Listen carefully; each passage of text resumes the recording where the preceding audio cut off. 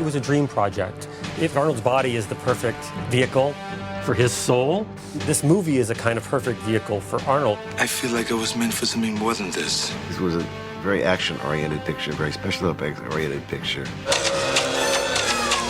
And of course, this had the brilliance of the Phil Dick concept to play off of, and that's why it was such a milestone movie. It was a thinking man's action movie. Sorry, Quaid. Your whole life is just a dream.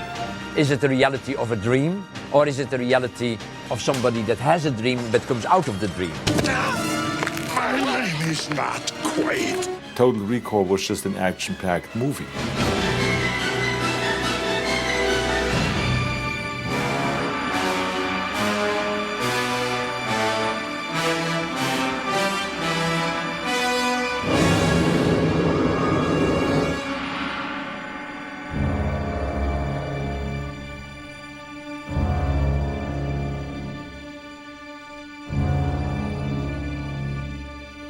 I think it was probably 74 that I optioned this story. It was Phil Dick, who was then not a known author at all. Phil Dick was a struggling pulp writer most of his career until Blade Runner got made.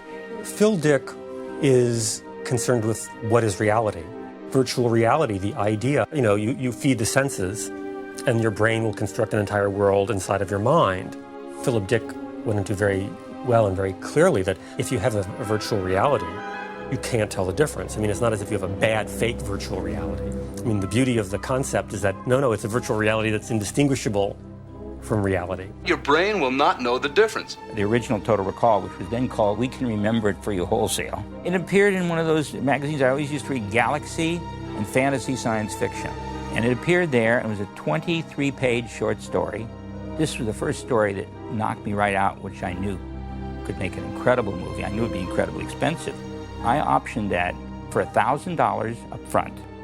I became aware of Dan O'Bannon's work. So I went to meet Dan. He had just graduated from USC. He was about 28 then. And he said, look, I think we can work together. And we launched in full speed into trying to make Total Recall. And everybody said, no, it's too expensive. Most people who read the first half of the script felt it was one of the best screenplays they'd ever read. But everybody also kind of agreed that it fell apart somewhere in the second half. There were 40 drafts, but the last draft and the first draft were really essentially not different, like in the point that nobody had solved the third act. The second act didn't come too hard. About a year it took us. But 3 or 4 years before that third act, the inspiration of everybody can relate to our air is choking. And when they punished the Martian mutants, they just threatened to cut off their air. So when they did that to them, then the hero could do this larger-than-life gesture if he could turn the device that the aliens had left millions of years ago buried, and the whole planet would get atmosphere. So we had our ending, and the whole story seemed to just fall right into place. Total Recall was around for years and years and years, and it went from one place to the other, from one producer to the other, from one studio to the other, and it finally settled with Dino De Laurentiis. They had stayed for a very long time. Many directors were attached, like Cronenberg, for example. As I recall, there were 7 directors. Most prominently sticking out in my mind was Richard Rush, who did The Stuntman. He and Dino couldn't agree because he liked our third act of Total Recall, and Dino didn't. The new Mars Gets Air. I said, no like. I said, why? He said, air, too hard, I can't visualize. And Richard Rush said, but it's wonderful. It works perfectly. He said, Dick, I can't go with you as director. I don't even want to go to Mars. And I said, well, you can't take that. It's in my contract, He said, it'll never get made. I said, fine, I'd rather never make it. And I said, Mars is in and Mars Gets Air. It'll work. This is the first ending that's worked. Show it to another director. So one day, I get a call. He says, Ron, I love you so much I could kiss you on the mouth. You saved me. You're so goddamn stubborn, you saved me. I showed the script to Bruce Beresford. First director I show it to, I say, take out Mars, take out Air. He said, Dino, you full of shit. He said, I'm a full of shit. He's right. He said, the best thing in it is Mars and Air. We go. Come to the house, we go with this version. So I went to the house, we all hugged each other, and Bruce went to Australia, and we started pre-production with Patrick Swayze in the lead. And it was during that period, after all this time, 7 years, that Dino's public company, which we had formed a year or two earlier, finally he had several flops in a row, and he had to go bankrupt, and that included the Total Recall project. So Beresford called us. He says, the movie's off. Dino's gone bankrupt. He fired 80 people, and they're tearing down the sets as I look out the window. And we had thought that was it. Let's do it. Do what? Move to Mars. Arnold had always loved it, but he wasn't as big a star as he was. He read it 4 years earlier. I was always on top of that movie and checked it out because I loved that story. Dino felt that the story would work much better if it's not me starring in it. And he had his reasons for it. I was not about to argue his reasons because he had his, and I had mine why I should be doing it, of course. You know, that was the way it went. Drive! Drive! Would you please repeat the destination? Arnold really wanted to do it and never got the chance. Dino was very adamant, you won't get it. So when the project was in jeopardy and when Dino had to sell it, Arnold rushed to Mario Casar and said, that is the script you have to buy from me. So they bought it. Within the next few hours, they made a deal. And then I get this call from Arnold, and he says, Ron, he said, get ready, pack your bags, we go. We're going to make the movie. I said, what movie? He says, isn't there a movie you've been trying to make for about 10 years? I said, oh, it's in bankruptcy. He said, well, I just took it out. Back up. We're making the movie right away. And that was it.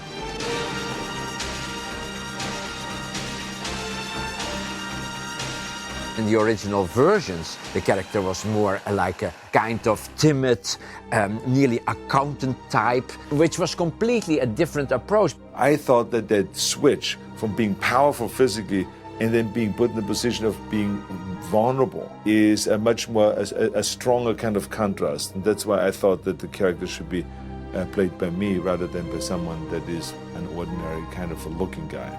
You know from the minute you see Arnold that eventually he's going to go in the phone booth, take off his shirt, and Superman, and here we go.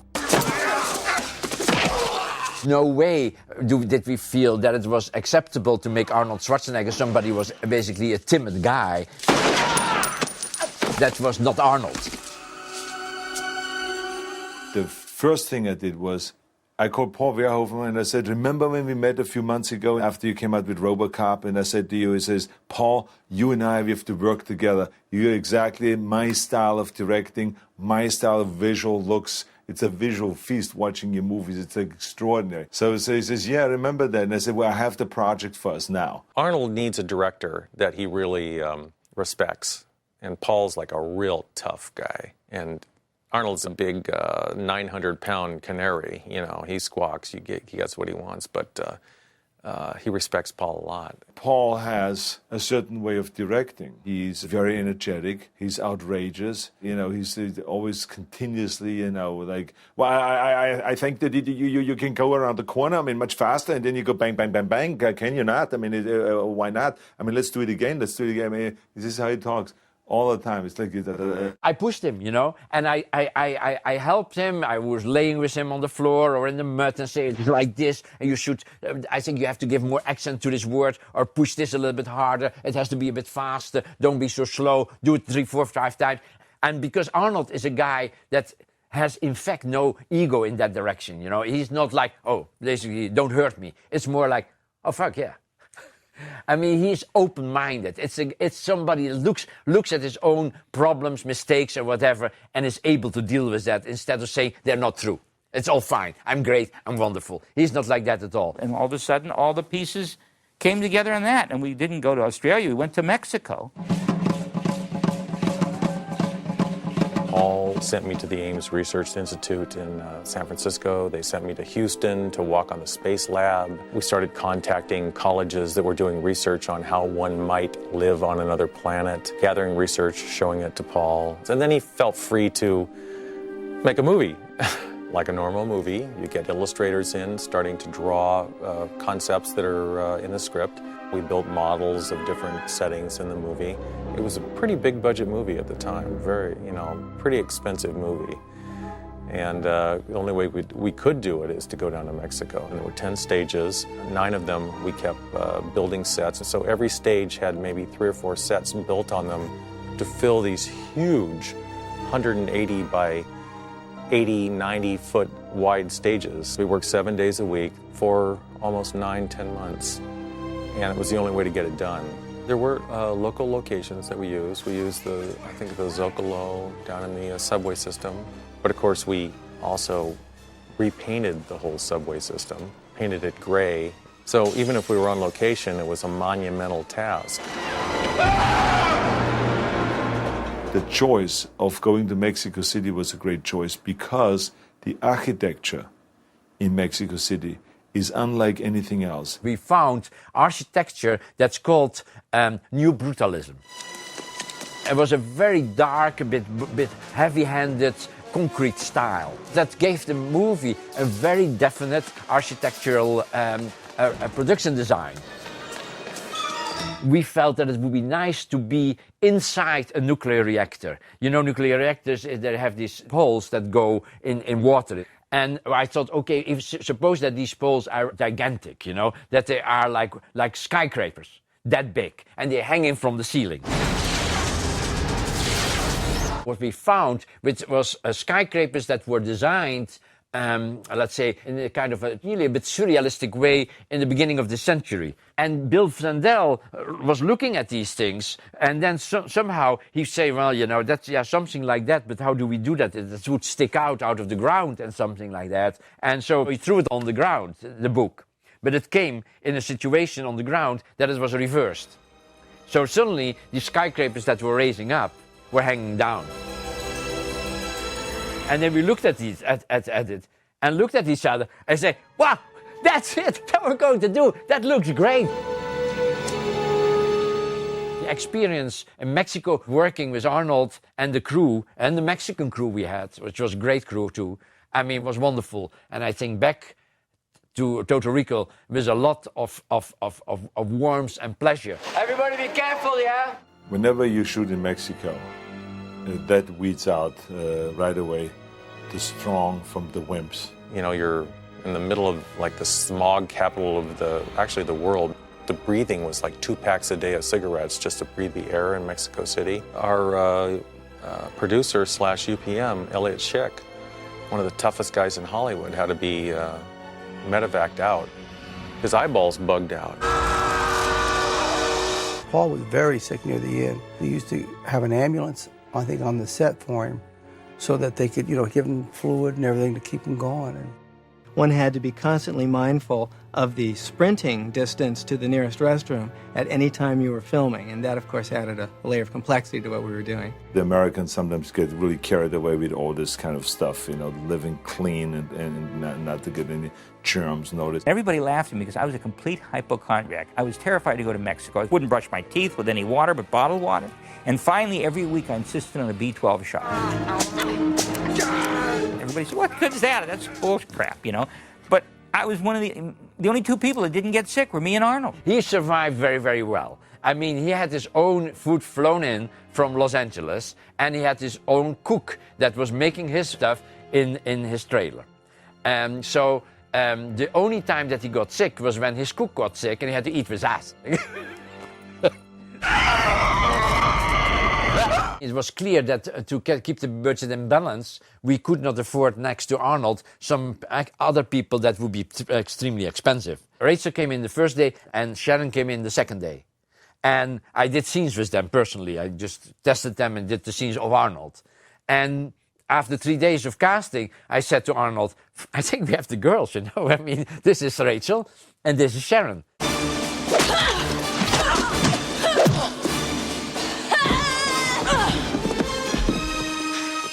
It's nice to be aggressive, you know, every once in a while. I mean, in the martial arts thing, we were punching pads, and I really found that enjoyable. You know, I mean, now I understand why people have, you know, punching bags in their homes. It does. It gets out a lot of aggression.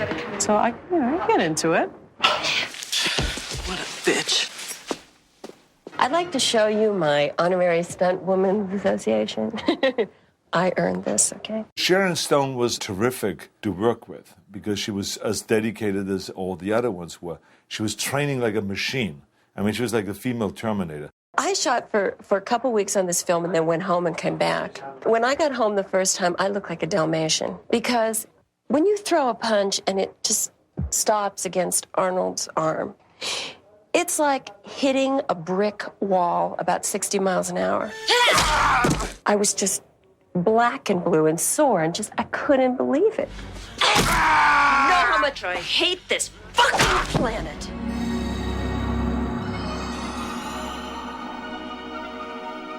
This was one of the last of the non-digitally composited movies, so we had to figure out ways of filming with cameras and actual miniatures almost all of the images. Except for the skeletons that appeared on the skeleton screens, everything that you see is something that has been created and photographed by camera. Well, that's a rumor, isn't it? I think so. For example, when we see Arnold on the train heading into the Mars City, and the camera pulls away from that, you see Arnold in the window of the train. The camera pulls up and you can see all of Mars. It's a geography shot. It sets the exposition of what Mars looks like. And that was done with 3 different scales of miniatures and motion control camera moves that tied them in together. Very complicated and very difficult to do. I think back now when we have the ability to digitally enhance shots, how much easier things like that would be if we were doing them today.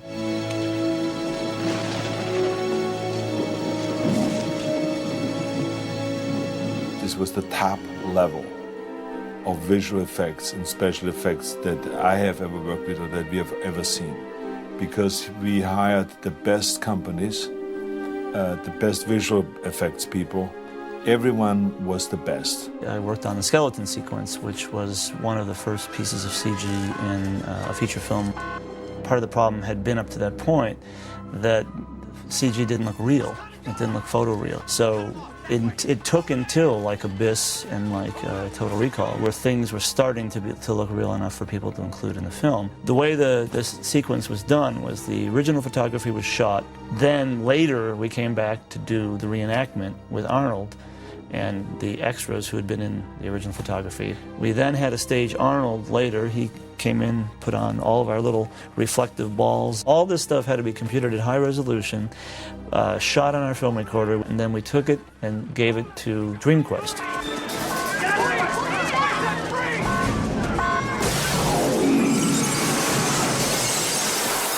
The funny thing was that the technology at the time made this whole sequence, which now you could probably do on your PC. There's a scene in the middle of Total Recall that was one time was pulled out of the movie, which is where they actually land on Mars. You see all the trains and all that stuff. That scene was going to be not done for financial reasons. And I remember I talked to Paul and said, Paul, that's the only exterior I think we ever show Mars. We must have this. We are never outside. We have no big shots of Mars. That's all we need is 1 or 2 of these things. And it was one of those things I actually talked to Arnold about it, and then it got put back into the movie. When the studio would start to get jittery about some new $200,000-$300,000 set or issue or more days, Arnold backed Paul all the way. You know, it takes a lot to buffalo these studios, and Paul was happy that Arnold was behind him every second, and it helped because he's the cash cow.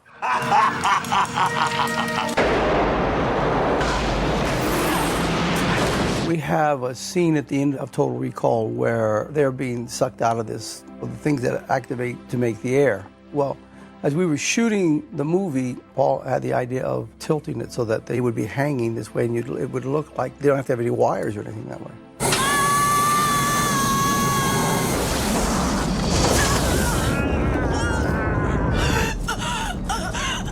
That was the team of Robotine, who I had worked with on RoboCop. You got a lot of nerve showing your face around here. Paul Verhoeven was told, do something really weird, Paul. And he goes, really weird?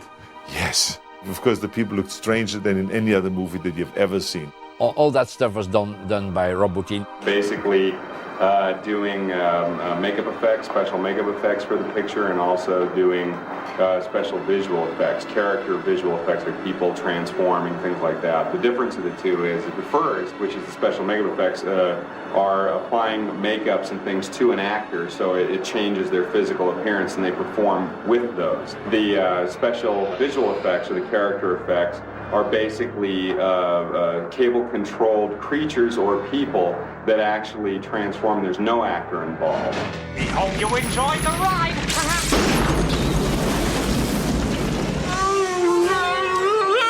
The fat lady. We used a real actress so you could see, oh, she looks like him. You start laughing, you think it's Arnold, but then her face splits open.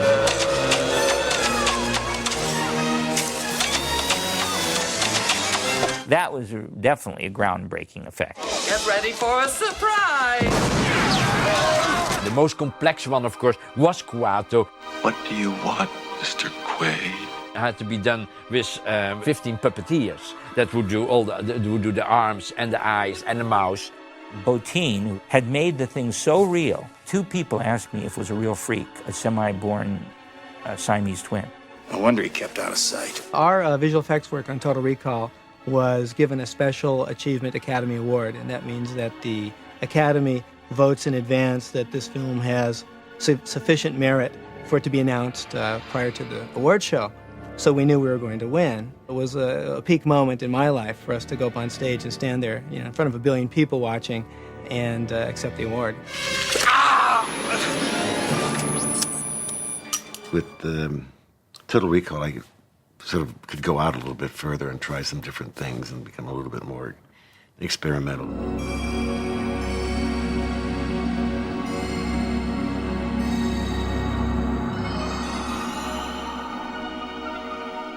I think the score for Total Recall was, fairly avant-garde. It was very difficult.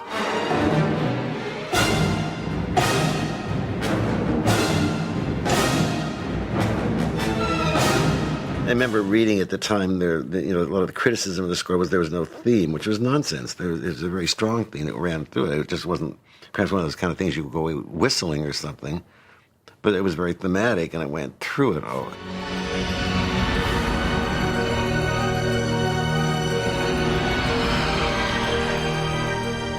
Paul and I work very well together because Paul can talk to me in intellectual and emotional terms, because you can't verbalize music. How does one describe the color red?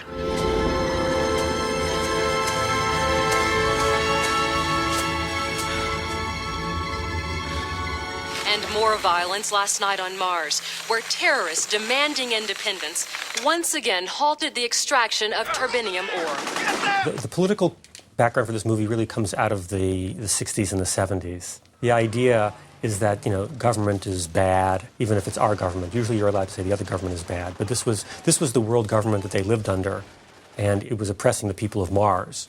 Sir, the oxygen level is bottoming out in Sector G. What do you want me to do about it? Don't do anything. But they won't last an hour, sir. Fuck them. The political idea was, of course, the abuse of the dictator, based on the fact that he wanted to get as much money out of it and put as little money into it. That, of course, was the theme of the movie. The first settlers are buried here. They worked themselves to death, but Cohagen ended up with all the money. It was an evil empire created on Mars that was, making the people kind of work for their oxygen. I mean, it's a parable for our times, and it's a riot of commercialism, gone amok, all of these brand names and mutant people and their kids, and you see what, what this greenhouse effect is about to do to us.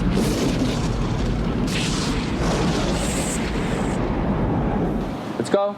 I felt it was extremely important for me, from a philosophical level, to make a movie that had 2 levels, and that both levels throughout would always be consistent, and that you could never say, now we are in a dream, or now we are in reality.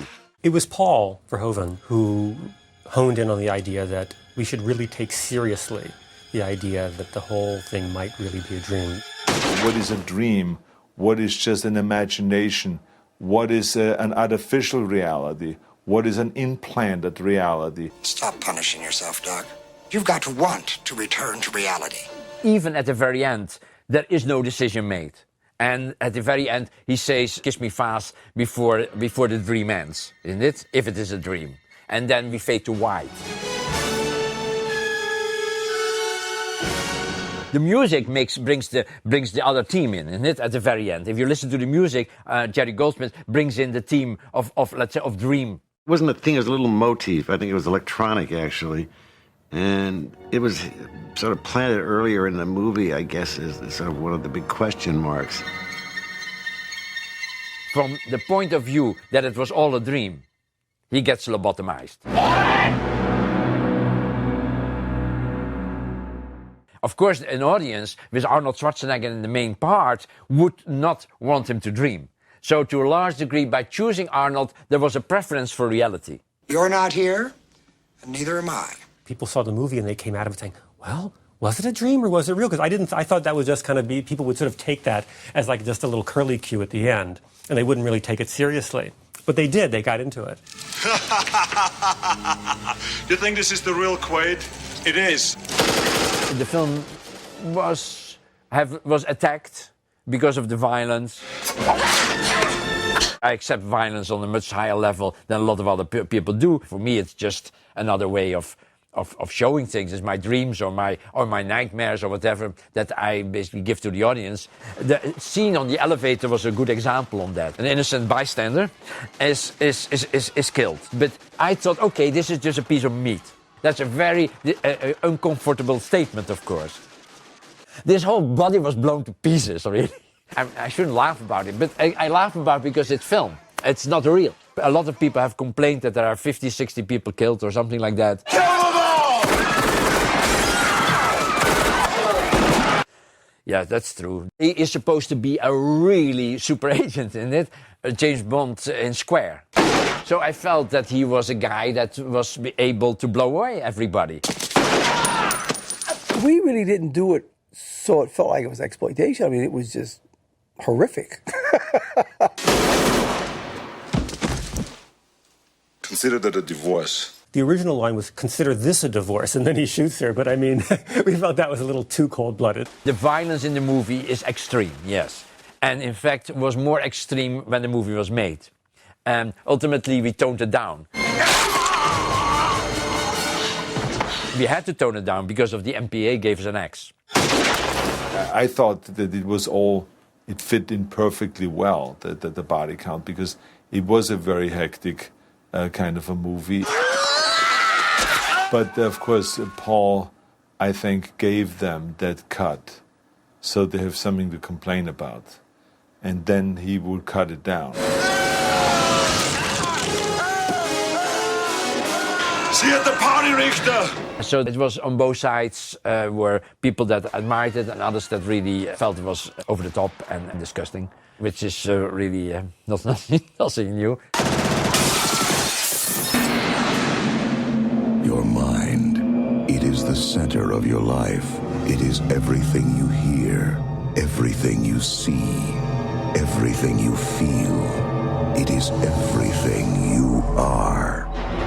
We had no awareness whatsoever 3 weeks before. We had a 43% awareness, which is absolutely disastrous. And with Arnold's Cloud, he convinced Carolco that they had to put up more advertising. So the time we opened, it was 99% recognition. How would you know if someone stole your mind?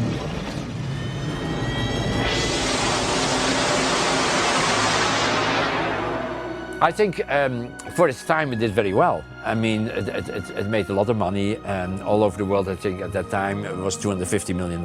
It was a big hit. It opened very big.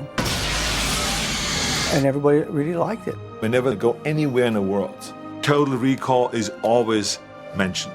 Everyone in the world recognizes the title because the movie was so big. That just shows you how big it was in my career, how important it was in my career. And it really made me make a big leap forward because of Total Recall. Kiss me quick before you wake up.